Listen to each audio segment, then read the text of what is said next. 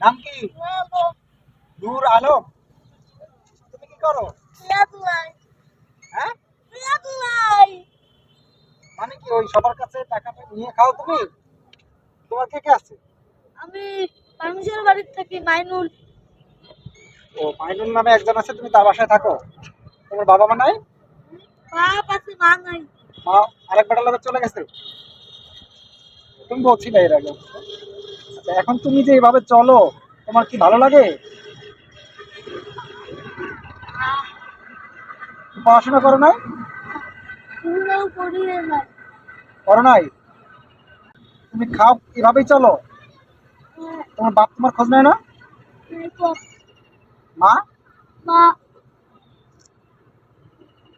খোঁজ নেয় না? তোমার খারাপ লাগে না?